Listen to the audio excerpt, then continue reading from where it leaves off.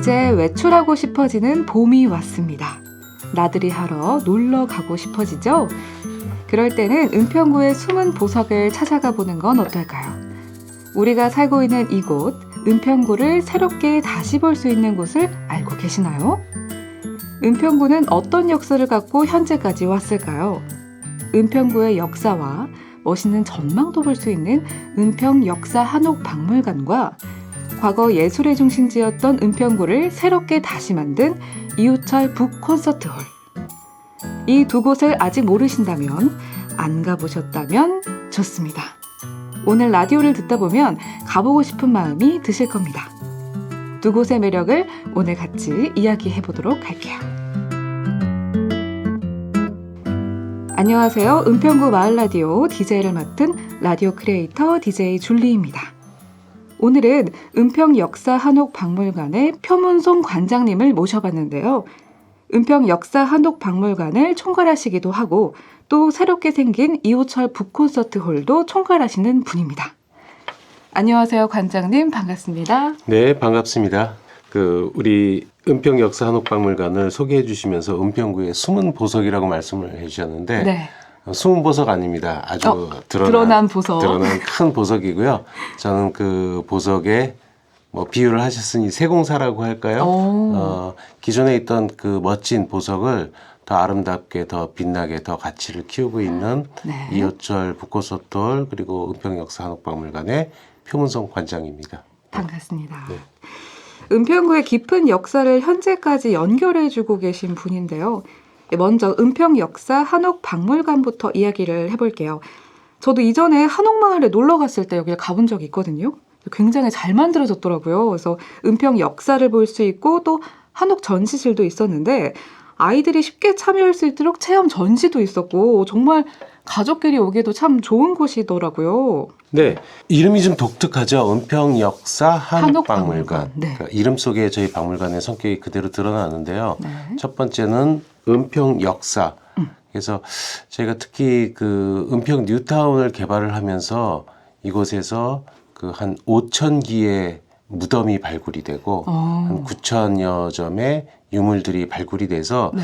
그런 의미에서 은평 지역의 과거로부터 현재까지 이어지는 역사를 조망할 수 있는 박물관의 필요성이 대두됐고 그런 유물들을 전시함으로써 이곳이 지닌 서울에서 은평의 지정학적인 그리고 역사적인 그런 문화적인 의미를 밝히는 박물관으로서의 기능이 절반 또 나머지 은평 역사 한옥 박물관은 네. 또 저희 그 은평 역사 한옥 박물관이 자리하고 있는 은평 그 한옥마을 네. 즉 우리나라에서 최초로 인공적으로 조성이 된 그 한옥 클러스터죠. 네. 그렇기 때문에 새로운 한옥의 주거 문화를 선도해 나가고 한옥의 가치와 의미, 아름다움을 오늘날의 그 시민들에게 알린다는 의미에서 네. 한옥 컨셉의 박물관은 우리나라에 유일합니다. 오. 단 하나뿐인. 네. 그래서 이제 한옥 역사라는 부분에서 그러니까 은평의 역사와 네. 한옥 두 가지 컨셉의 박물관으로서의 네. 어떤 위상을 갖고 있고요. 네. 그 밖에도 이제 특히 이제 어린이들을 위한 체험 프로그램, 네.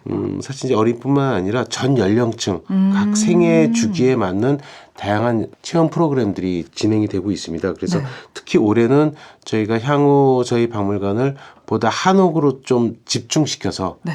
기왕에도 저희가 우리나라의 유일한 한옥 전문 박물관이기 때문에 한옥 문화를 다각도로 경험해 볼 수 있는 그런 교육 프로그램을 지금 진행하고 있고요. 특히 이제 또 하반기에는 저희가 그 차와 한문화, 한문화? 네, 한문화라는 그 캐치프레이즈 하에 새로운 다시를 지금 만들고 있습니다. 네. 2층 한옥 안에다가 차를 마실 수 있는 오. 그리고 차뿐만 아니라 세시 풍속 네. 그리고 다양한 어떤 그 계절 음식 그리고 한복을 입는 법이라든지 한문화를 체험할 수 있는 공간으로 지금 조성 중에 있는데 6월 1일 날 오픈을 목표로 하고 있어요. 6월 1일. 이름은 네. 다락방. 다락방. 차 다자에 즐거울 락 우와. 방방자. 그래서 너무 차를 중심으로 한문화의 다양한 즐거움과 아름다움을 우리가 함께 경험하고 체험할 수 있는 그런 그 곳을 준비를 하고 있습니다. 그래서 이 부분은 특히 이제 저희 박물관 홈페이지, 인스타그램 등 SNS를 통해서 계속 새로운 소식이 업데이트되고 있기 때문에 함께 참여하면 좋을 것 같습니다. 궁금해요. 다락방 이름도 좋고 안에 체험하기 정말 좋은 것 같은데. 그리고 또 박물관에서는 특별 전시도 하고 있더라고요. 최근에는 생일 대잔치라고 박물관 10주년 기념으로 세상에 100가지 생일 이야기를 준비했다는데요. 제가 이걸 좀 뒤늦게 알아서 좀 아쉬웠어요. 그래서 이 얘기도 좀 해주시면서 또 앞으로 또 열릴 전시도 있을까요? 못 오신 거죠? 네. 정말 갔을 좀 때 아쉽네요. 그러니까요. 네네네. 저희 박물관이 개관한 지 작년에 이제 10주년이었습니다. 네. 그래서 10주년 기념으로 전시를 열었고, 사실 이제 그 전시 자체의 중요성보다는 지난 10년 동안 우리 박물관을 지역 주민들이 얼마나 많이 사랑해 주셨는지 거기에 대한 어떤 보답의 의미도 있었고요. 네. 생일을 맞이해서 아예 생일이 갖고 있는 의미가 무엇인지를 우리 지역 주민하고 함께 좀 나누자. 그래서 어떻게 보면 이 세상에 수많은 80억이 넘는 인구가 있지만 정말 뭐 피부 색깔도 다르고 국적, 문화, 뭐 빈부 여러 차이가 있지만 전 세계인이 누구나 똑같이 공평하게 하나씩 갖고 있는 게 있습니다. 어떤 걸까요? 그게 생일이죠. 누구나. 네. 그래서 생일이 갖고 있는 의미가 무엇일까? 그게 단지 우리 지역에만 국한시킬 게 아니라 전 지구적으로 생일의 의미를 확장을 해서 생일이 결국은 한 인간의 탄생에서 죽음에 이르는 모든 과정의 첫 출발이고 모두가 또 자기 인생의 주인공이고 그리고 결국은 생일은 탄생을 둘러싼 사랑이라는 게 있죠. 네. 가족이 있는 거고 그리고 생명의 중요성 네. 특히나 요즘 저출산으로 인해서 생일이 줄어들고 있는 게 굉장히 아쉬운 상황이죠. 그래서 그런 생일의 의미와 가치를 좀 우리가 한번 되새겨보자라는 의미에서 생일 대잔치라는 특별 기획 전시를 준비를 했고요. 의미가 있는 거는 연 단위로 한 2.5회 정도의 그 기획 특별전을 엽니다. 네. 그런데 생일 대잔치는 굉장히 많은 관람객들이 좋아해 주셨어요. 그래서 그 전시 기간 한 5달 정도 저희가 여는데 생일 대잔치를 연 날, 그 개관 기념일 날도 한 3천여 명 정도의 그 생일 축하를 해주러 오신 거죠. 그렇네요. 그리고 전시 기간 동안 동년 대비 관람객이 한 10,000명 이상 더 증가를 했어요. 근데 사실 어떻게 보면은 지난 겨울이 굉장히 날도 추웠고 나라도 어수선하고 그래서 몸도 마음도 굉장히 많이 추워서 박물관으로서는 어떻게 보면 굉장히 좀 타격을 입을 수 있는 기간이었는데도 불구하고 동년 대비 10,000명 이상 관람객이 순종을 했기 때문에 어떻게 보면 그 전시 자체가 좋았다라는 의미도 있지만 지난 10년 동안 저희가 꾸준히 지역의 박물관으로서 국립박물관으로서 만들어 온 어떤 그 축적된 힘 그리고 전시의 어떤 성과 그런 부분이 결과로 드러난 게 아닌가 그런 의미에서 굉장히 감사하게 생각을 하고 지금 이제 새로 또 이제 못 보셨으니까 새 전시를 준비를 하고 있습니다. 그건 4월 30일 날 개막을 하게 될 텐데 그건 꼭 오셔야 됩니다. 봐야죠. 지금 준비하고 있는 전시는 어떻게 보면 작년 10주년과 연장선상에서 저희가 이제 그 지역 주민들로부터 기증을 받은 것들이 있어요. 어떤 걸요? 다양합니다. 하다못해 무슨 뭐 학교 다닐 때 내가 받았던 통지표 뭐 이런 거에서부터 시작을 해서 우리 할아버지 할머니가 쓰셨던 뭐 생활 뭐 농기구 복식 의상 이런 것들 굉장히 많은 것들을 저희한테 기증을 해주셨는데 그래서 10년을 정리하는 의미에서 기증전을 한번 갖자. 그래서 기증받은 유물로만 전시를 지금 준비를 하고 있습니다. 가령 뭐 잘 아는 소반, 반다지 뭐 등등등 그 한 50여 점을 저희가 전시를 계획을 하고 있는데 이게 겉으로 보기엔 다 비슷해 보여도 각각의 유물들 하나하나가 굉장히 다 독특한 매력과 의미가 다 달라요. 그래서 저희가 비교의 미학이라는 부제를 달아서 이게 과연 어떻게 서로가 다른 건지를 비교해 봄으로써 각각의 의미 그리고 이것이 하나로 어우러졌을 때 우리 문화가 어떻게 형성이 돼 있는지 우와. 그런 것들을 조망해 볼 수 있는 그런 전시를 준비 중에 있습니다. 놓치시면 굉장히 아쉽죠. 서운하실 거예요. 그러니까요. 제가 얘기하면 자기가 했으니까 잘했다라고 얘기하겠지라고 생각하실 것 같아서 네. 제 재미있는 일화를 하나 말씀드리면 네. 저희가 민원을 좀 받은 게 있어요. 민원이요? 예, 민원이란 말 자체만 들어도 벌써 뭔가 건의 뭐가 안 좋은 것 같잖아요. 네. 하루는 저희 전시 팀장이 서류를 들고 오더니 관장님 민원이 들어왔습니다. 네. 그러면 저희는 민원 그러면 굉장히 머리가 아프거든요. 아, 뭐가 또 문제구나. 그러니까. 뭐가 잘못됐구나. 이거 바꿔주세요. 이거 어. 기분 나빠요. 근데 민원의 내용이 뭐냐면 도대체 무슨 일이 있었길래 지난 한 1년여 사이에 우리 박물관의 전시가 너무 좋아졌다. 오. 옛날에는 와도 볼 게 없었고 음. 시간과 돈이 아까웠는데 지금 연속으로 저희 박물관 그리고 또 미술관도 있습니다. 네. 한옥미술관이 있는데요. 전시들이 너무 눈부시게 발전하고 바뀌어서 깜짝 놀랐다. 지역 주민으로서 너무 고맙다. 오. 라는 민원을 접수를 했습니다. 좋네요. 좋은 민원인데. 좋은 민원. 그래서 민원이라는 게 꼭 나쁜 것만 있는 게 아니라 좋은 건 또 좋은 대로 지역 주민들이 평가해주고 그러네요. 격려해주고 응원해주고 그런 점에서 일을 하는 저희로서도 뭐 기분이 당연히 좋을 뿐더러 맞아요. 더 큰 어떤 사명감 그리고 저희 직원들도 지금 변화하고 더 성장하는 우리 박물관의 모습이 내적 변화가 결국에는 밖에서도 다 알아봐주고 그러니까. 그리고 더 잘하라는 격려로 받아들여서 다음 전시도 저희가 열과 성을 다해서 준비 중에 있습니다. 아, 네. 이렇게 얘기하니까 정말 더 궁금해지네요. 이 전에 오셨던 분들도 많고 또 이번 전시도 굉장히 재밌을 것 같아서 4월 30일부터 여는 네. 전시 꼭 놓치지 말아야겠습니다. 그리고 또 관장님은 이호철 북콘서트 홀도 총괄하고 계신데요. 은평의 또 다른 역사, 문학을 또 이어주고 있습니다. 은평구가 과거에 기자촌을 중심으로 많은 문인들이 살았었고 그러면서 또 예술의 중심지였다는 이 과거의 영광을 이호철 북콘서트 홀을 통해 되살리셨다고 하는데요. 은평구에 거주하면서 꾸준히 글을 써오신 이호철 작가의 문학적 유산을 기리고 모두가 즐길 수 있는 문화예술 공간이 만들어졌다고 해요.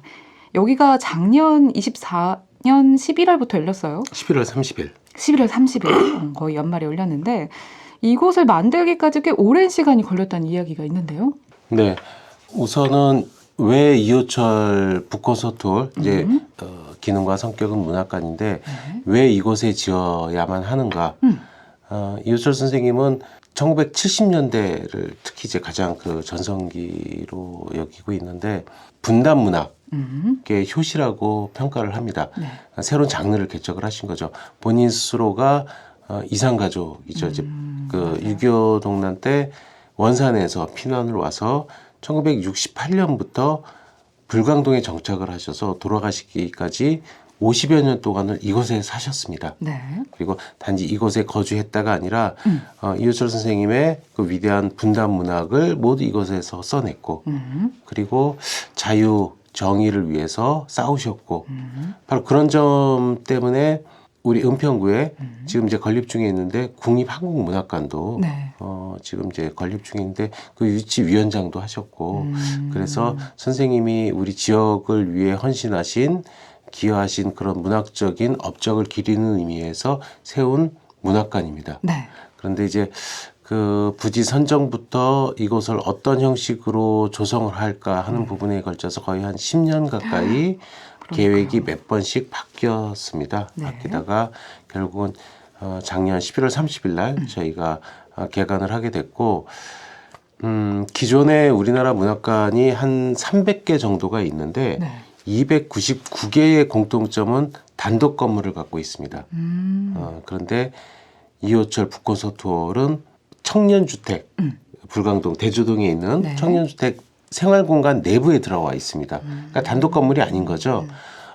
그러다 보니까 이 문학관을 어떻게 어떤 컨셉으로 만들 것인가 하는 부분에 대해서 좀 심사숙고하게 됐고 그런 과정 속에서 좀 획기적으로 네. 제가 이름도 좀 다르죠. 네. 그냥 이호철 문학관이 아니라 이호철 좀 북 콘서트 홀입니다. 네. 그래서 특히 유가족 분들이 많이 격려를 해주시고 오.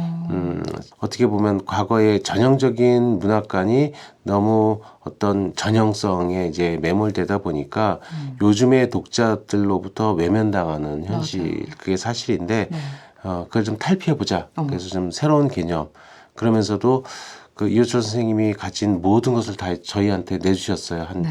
유물이 한 7천여 점이 넘으니까 이걸 바탕으로 이호철 문학관으로서의 기능도 충실히 하면서 동시에 생생하게 살아있는 글자 속에 갇힌 죽어있는 그런 문학관이 아니라 현 시대의 구민과 함께 호흡하면서 새로운 문학의 어떤 그 생성과 소비를 새로운 유통의 그런 하나의 문화거점으로서의 플랫폼을 만드는 것으로 형성이 됐습니다. 그러다 보니까 지난 10년의 시간은 어떻게 보면 더 좋은 새로운 형태의 그리고 정말 이 시대가 바라는 디지털 시대에 그리고 시민들과 함께 호흡하는 그런 문학관으로 거듭나기 위해서 소요된 시간이라고 본다면 네. 아깝지 않은 시간이었다고 생각을 하고요.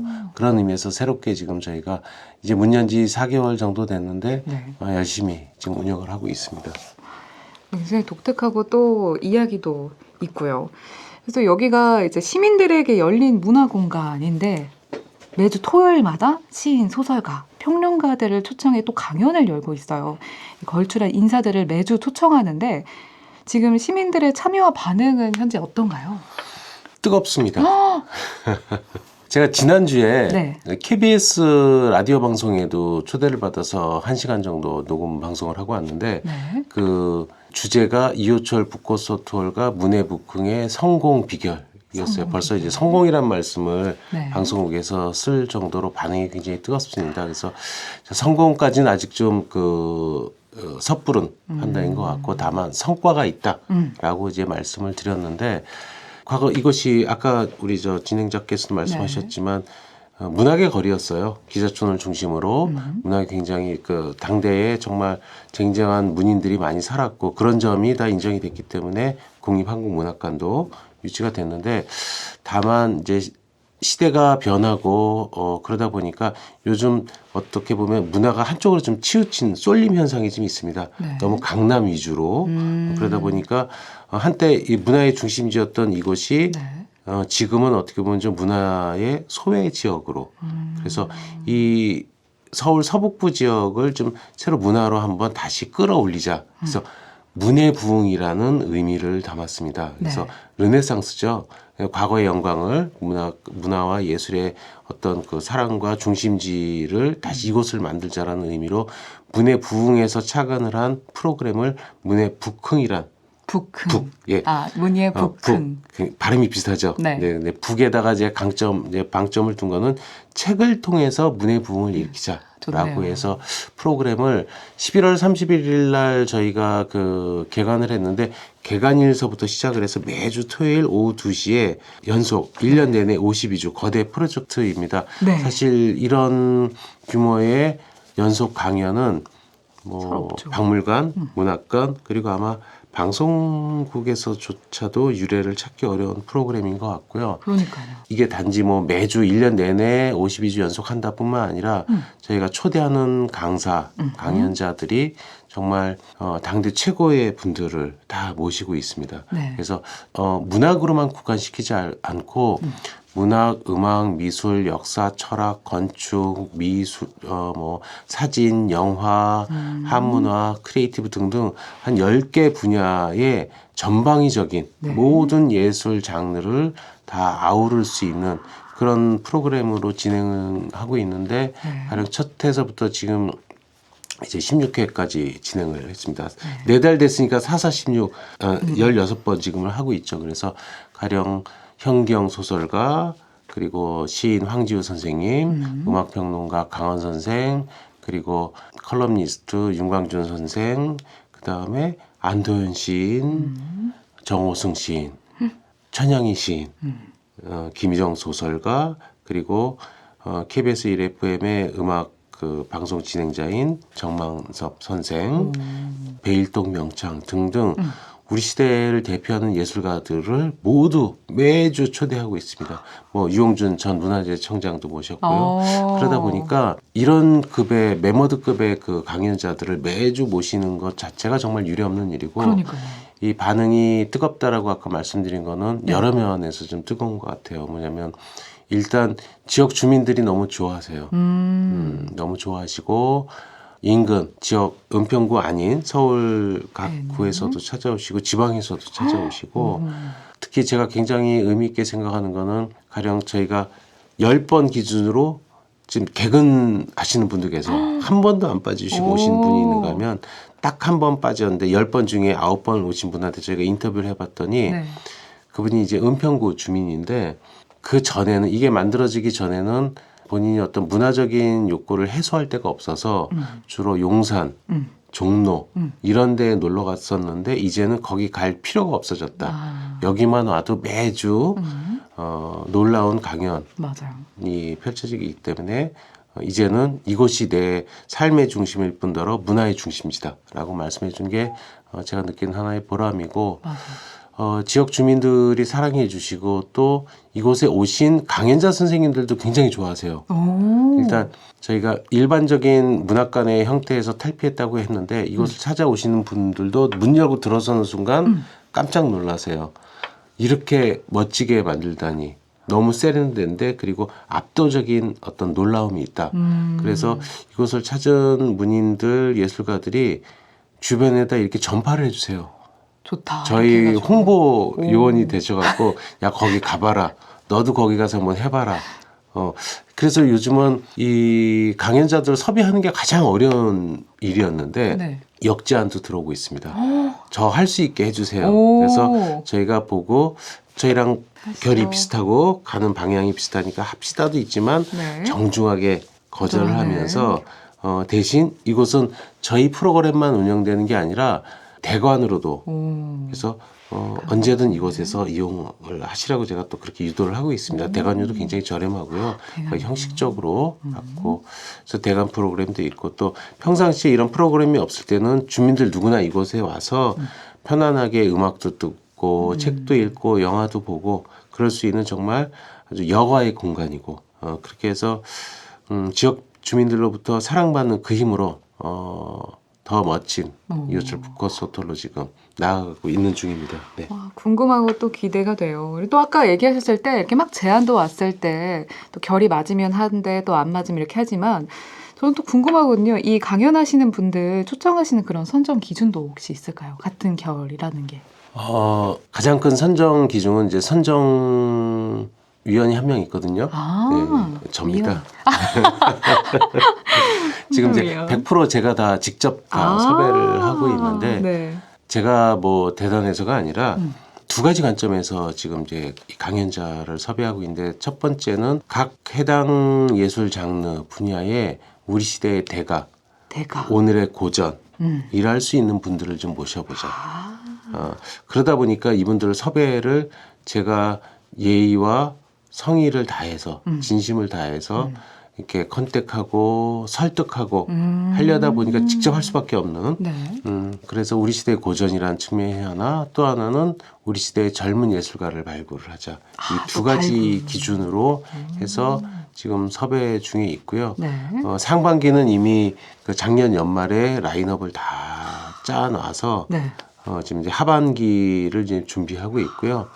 지금 이제 4월 달에도 그 동양화가 우리나라에서 정말 아주 새로운 그 진경산수를 오늘의 그 관점으로 재해석하면서도 전통을 잇고 있는 김현철 화가 그리고 시인 나이덕 시인 그리고 이제 건축가 유현준 선생 그리고 가수 하림 4월은 그렇게 준비가 돼 있고요. 5월 달에는 가정의 달 특집으로 해서 네. 부부 예술가들을 지금 오. 네 쌍을 모십니다. 네 쌍이요. 네, 그것도 곧 저희가 그 은평구 알림톡 네. 그리고 홈페이지 인스타를 통해서 인스타그램으로. 공지를 할 겁니다. 많은 참여 부탁드리도록 하겠습니다. 기간마다 이렇게 테마가 또 있고 계속 정말 다양하게 네. 강연을 해주시니까 정말 궁금하네요. 매주. 그리고 또 이 이호철 북콘서트홀이 굉장히 또 매력적인 공간, 아까 말씀하셨듯이 들어가면은 야 이렇게 세련되고 멋있다 놀란다 이렇게 하셨는데, 이 공간이요 세계 3대 디자인상 중 하나인 IF 디자인 어워드에서 또 수상을 했어요. 대단한데, 이게 또 이호철 작가의 소설 타량에 등장하는 배경인 기차를 그대로 가져와서 상징적으로도 디자인했더라고요. 궁금해, 이 얘기 좀 해주세요. 아까 말씀드렸다시피 저희는 단독 건물이 없습니다. 네. 그러니까 눈에 안 띄죠. 네. 뭐 길을 가다가라도 저기 멋있는 그렇게. 건물이 있네. 찾아 들어가고 무슨 문학관이네. 저희는 그러질 못한다라는 거죠. 그러다 보니까 접근성도 떨어지고 시인성도 떨어지고 이걸 좀 극복했으면 좋겠다. 그래서 생각을 한 게 저희가 땅은 없지만 네. 즉 랜드는 없지만 그렇다고 해서 랜드마크까지 없을 소냐. 랜드마크를 안에다 한번 만들어 보자.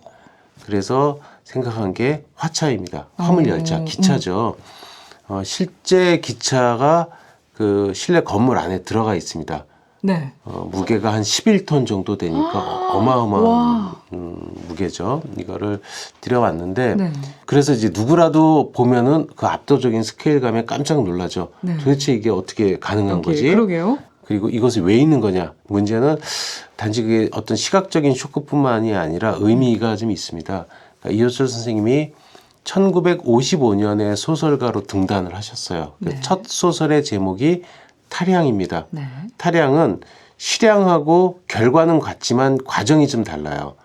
실량은 등 떠밀려서 어쩔 수 없이 고향을 잃는 게 실량이고, 타량은 내 의지가 반영이 돼요. 내 발로 걸어 나온 겁니다. 그러니까 이제 탈북자 같은 경우가 그런 경우죠. 탈이라는 맞아요, 의미가 탈. 그런 건데, 이게 뭐냐면 피난민 수용시설이 넉넉하지도 않았을 테고 그 북새통에, 그러니까 결국에는 어디서 머물었냐면 부산역에 이제 기차, 화차들이 세워져 있는데 문을 열고 들어가 보면 짐칸에 꽉 차 있으면 못 자는 거고, 비어 있으면 거기 들어가서 자고, 그러다 또 이 기차가 어느 순간 출발하면 거기서 뛰어내리고, 그러다가 한 사람이 죽습니다. 그 내용이 소설의 내용이에요. 그러다 보니까 화차라는 게 실제 타량이라는 소설의 그 소설 공간이면서 그 당시 전쟁으로 인해서 얼마나 진짜 끔찍하고 참혹한 현실을 드러낸 상징의 공간이죠. 근데 또 한편으로는 그럼에도 불구하고 기차는 때가 되면 달려가는 것처럼 그 이호철 선생님이 그 어려운 그 참담한 현실 속에서도 자신의 문학 세계를 밀고 나간 그 강인한 의지와 추진력, 그게 또한 화차의 모습이다라고 생각을 해서 저희가 이호철 문학의 상징으로 화차를 그곳에 넣은 것입니다. 실제로 거기 보면 현장에 와 보시면 화차가 또 이제 기차들 칸마다 번호가 매겨져 있거든요. 네. 근데 그게 보통 4자리입니다. 여기는 568번 3자리예요. 568번. 예, 그 숫자는 이호철 선생님이 문인 간첩단 조작 사건으로 네. 옥고를 치르실 때 수인 번호예요. 그때 번호. 예, 즉 민주와 정의, 자유를 위해서 싸우신, 헌신하신 그 의미를 기리는 그런 이호철의 상징이면서 이게 단지 또 상징으로만 끝나는 게 아니라 그 기차를 저희가 3D 매핑을 해서 미디어 아트를 쏠 수 있는 미디어 원로도 활용을 합니다. 그래서 상징이면서 동시에 가장 최첨단의 미디어 아트를 즐길 수 있는 공간으로. 그렇기 때문에 누구라도 오면 정말 깜짝 놀라. 깜짝 놀라고. 예. 와. 예. 그런 점 때문에 저희가 이곳을 정말 특별하게 만들었고, 세계 3대 네. 디자인 어워드, IF 어워드에서 MI 이제 뮤지엄 아이덴티 드라곤 이 심볼로 상을 받았습니다. 네. 이게 올해 우리나라 자치구 중에서는, 국내 모든 자치구 중에서는 유일하게 국제 어워드에서 수상을 그러니까요. 했죠. 대단해요. 굉장히 의미 있는, 단지 이게 상을 받았다뿐만이 아니라 우리 은평구가 전체적으로 어떤 미적 감각이 한 단계 업그레이드된 됐다. 그게 세계에서도 인정을 해준 거고, 결국은 사실 그렇습니다. 우리가 이걸 뭐 미적 감각, 신미한이라고 하는데 이게 한번 올라가면 내려갈 줄 몰라요. 이제 딴 데 보면 이 동네는 좀 약간 좀 아쉬운데 은평구 가면 은평구 한번 와봐. 네, 저희가 이렇게 굉장히 세련되게 그리고 문화예술의 거리로 다시금 조성이 되고 그래서 굉장히 많은 외부에서들도 지금 찾아주시고 그래서 저희가 매주 토요일 하는 행사가 네. 지금 연속으로 계속 매진되고 있어요. 볼 수가 없네요, 예, 완전. 원래는 보통 이 북토크, 북콘서트 이런 게 물론 이제 자발적으로 만들어진 형식이죠. 네. 그러다 보니까 뭐 출판사나 작가, 서점에서 특히 이제 서점에서 주로 하면 서점의 짜투리 공간에서 이렇게 많아야 한 20명 맞아요. 이렇게 모여서 했죠. 근데 이제 저희가 이호절 북콘서트를 문학관이면서 동시에 북콘서트를 할 수 있는 전용 공간으로 만들어 보자. 해서 우리나라 최초로 그 북콘서트 전용 공간입니다. 그러니까요, 이름이. 그런데 두 개의 룸이 있습니다. 하나는 30인이 들어갈 수 있는 북토크 룸. 그래서 보통 지금까지 북토크 이런 거 하면 뭐 20, 30명 하니까 여기서 하면 되겠네. 네. 근데 좀 사람이 많이 올 경우는 한 120에서 150명까지 수용할 수 있는 대형 홀 이렇게 두 군데를 만들었는데 지금 16회까지 하면서 한 번도 북토크 룸을 못 썼어요. 늘 사람이 꽉 차서. 와. 그래서 그 작은 방은 꼭 북토크 아니어도 지역의 문학 동아리라든지 서점, 작가들 그리고 뭐 그런 그 동아리 활동 이런데 그리고 문인들이 뭔가를 도모할 수 있는 그런 공간으로 늘 열어놓고 있습니다. 그래서 많은 참여를 바라고요. 네. 이곳은 결국은 우리 은평 주민의 문학관이고 은평 주민의 북콘서트홀. 네, 그렇습니다. 그냥 이제 어떤 뭐 강연이나 뭐 이런 것이 아니어도 자유롭게 언제든지 가서 즐길 수 있고 그렇게 즐기시는 분들도 이제 한 번은 가면 거길 아는데 모르면은 이제 모르지만 한 번 가신 분들은 좋아서 계속 가시는 것 같아요. 네네. 요즘 이제 그 단골이라고 그럴까요? 이제 고정적으로 오시는 그 관객들도 많이 늘어났고요. 이곳은 저희 프로그램 외에는 그 늘 개방돼 있고 여기서 또 특히 이제 이런 문학관이나 박물관이 우리나라 공통적으로 하나 갖고 있는 게 있습니다. 좀 딱딱하죠. 맞아요. 그 얘기 하려고 했어요. 뭔가 엄숙주의가 있어요. 그래서 음식물 취식도 안 되고요. 저희는 이 운영의 모토가 엄숙주의 타파. 그래서 타파. 와, 좋다. 커피 같은 거 네. 마시던 거 들고 와서 여기서 마시고 친구들하고 약속 장소로도 좋고 여기서 음악도 듣고 영화도 보고 책도 읽고 삶과 문화와 휴식이 있는 공간으로 그렇게 조성이 됩니다. 그래서 그 문예북흥이라는 프로그램은 1년 내내 매주 토요일 오후 2시에 하고요. 언제든 요즘은 심지어는 이제 꼭 강연자를 체크를 안 하고 그냥 옵니다. 그냥 무조건. 예, 오면은 놀라운 새로운 그리고 뜻밖의 강연자들이 오고 그러니까 퀄리티가 어느 수준이라는 거에 대해서 사람들이 이제 인지하고 믿음이 생긴 거죠. 그 프로그램이 있고 마침 또 이번 주 일요일 그 3월 30일에는 음악회도 저희가 이제 개최를 하는데 제가 이 공간을 다목적 공간으로 이제 그 조성을 해서 실제 전문 콘서트홀과 같은 그 수준의 그 음악회를 할 수 있는 공간으로도 조성이 돼 있습니다. 그래서 지금 저희가 기획하고 있는 음악회는 지금까지도 물론 그 개관 이후로 음악회가 한 4번 있었어요. 근데 이제 이번에는 저희가 집중적으로 기획한 프로그램으로 격월로 해서 남은 올해 동안 6번 동안 되는데 이제 제목이 뮤지카 픽투라. 뮤지카 픽투라? 픽투라 뮤지카. 예, 라틴어인데 보는 음악, 듣는 미술. 그래서 시각과 청각이 결합이 된 렉처 콘서트입니다. 그래서 사실은 고대 그리스 시대에는 예술의 장르라는 게 구분이 안 됐어요. 음악가이면서 시인이고 시인이면서 화가였고 그래서 어떤 그 인간의 모든 감각을 동원한 결과물로서 만들어진 게 예술이라는 관점에서 시각과 특히 이제 청각 그래서 음악을 표현한 회화, 이미지 그리고 그게 또한 어떻게 음악적으로 구현이 되었는지를 결합시킨 그런 음악회가 연간 6번 준비가 돼 있고요. 사실 우리나라의 유수의 어떤 그런 콘서트홀에서 기획한 음악회 못지않은 사실 그 이상의 굉장히 그 수준 높은 내용으로 그리고 연주자들도 우리나라에서 특히 이제 고음악 분야에서는 정말 탑급인 연주자들을 모셨고 특별히 저희가 이 연주를 위해서 이 연주회를 하는 악단을 만들었어요. 그 이름이 앙상블 상상과 용기. 상상과 용기요? 예. 그래서 이거는 이제 컨셉 악단입니다. 네. 그래서 매번 저희가 연주회를 할 때마다 어떤 악곡의 형식 그리고 악기의 구성들이 다 달라져요. 편성이. 그래서 그때마다 거기에 맞는 최고의 아티스트들을 모아서 악단을 만듭니다. 그래서 이제 컨셉 악단이라고 저희가 얘기를 했고 저희 그 이호철 북콘서트의 전용 악단입니다. 단장은 당연히 저고요. 단장도 맡고 계시 네, 아까 그렇습니다. 선정위원도 맡고 계시. 네네, 같이 그렇게 와. 해갖고 특히 이제 고음악을 저희가 왜 상상과 용기라는 표현을 썼냐면 궁금해요.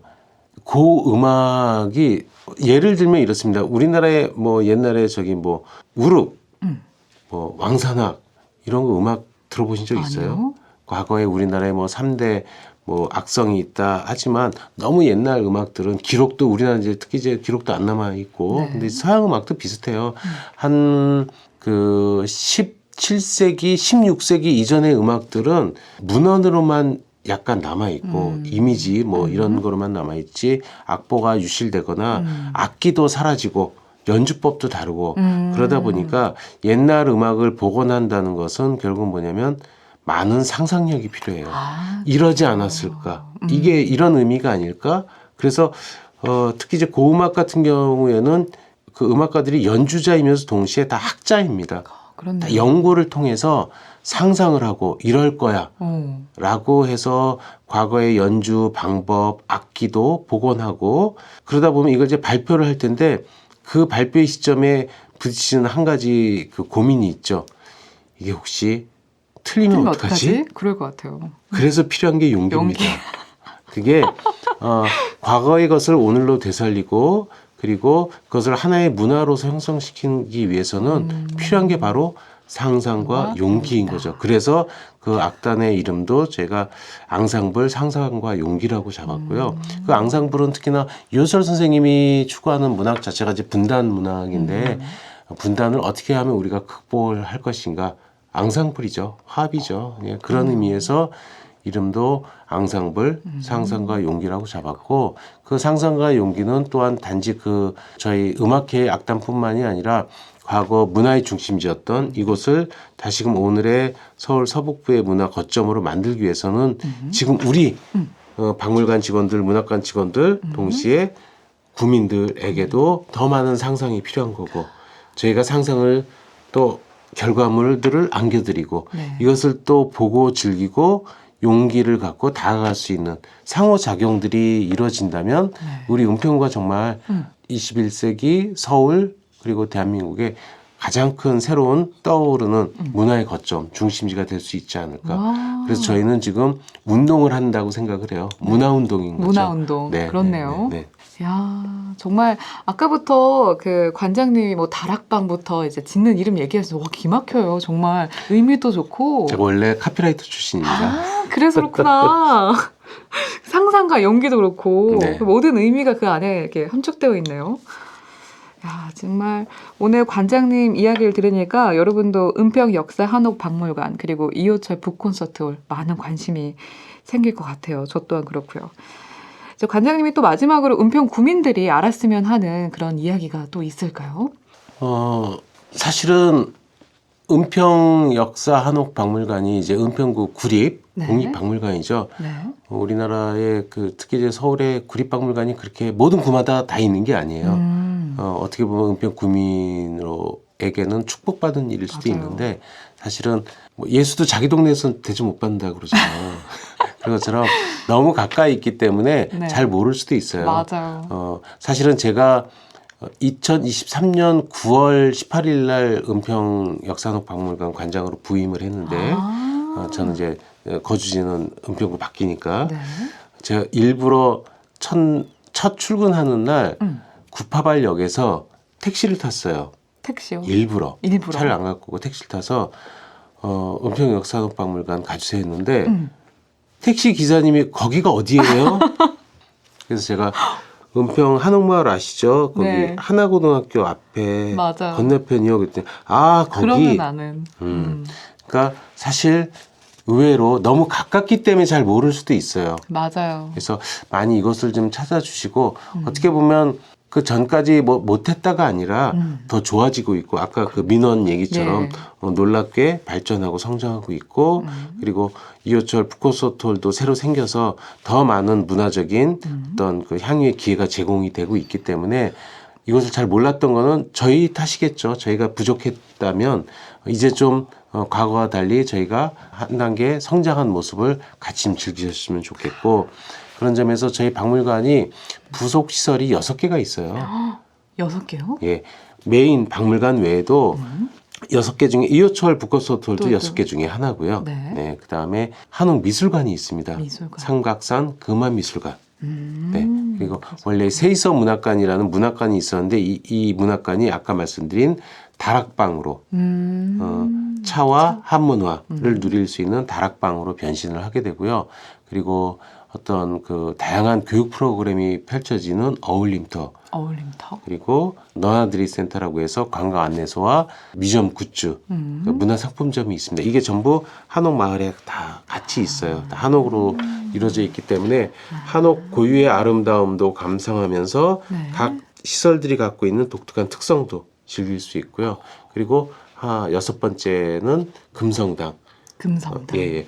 조선시대 국가공인 왕실의 굿당이었죠. 현재 유일하게 남아있는. 그래서 이곳은 매년 금성당제라는 그 국가공인 옛날 과거에 했던 것을 현대로 그대로 복원을 해서 하는 당제를 여는데 5월 달에 매년 하고요. 그것도 정말 아주 볼만하고요. 국태민안이 항상 그 테마입니다.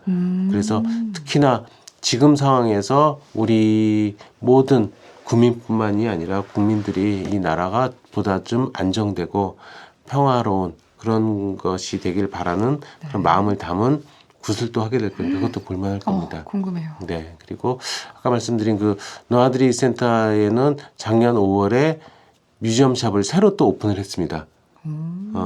저희가 자체 개발을 한 뮤지엄 굿즈 상품들이 상당히 인기가 좋습니다.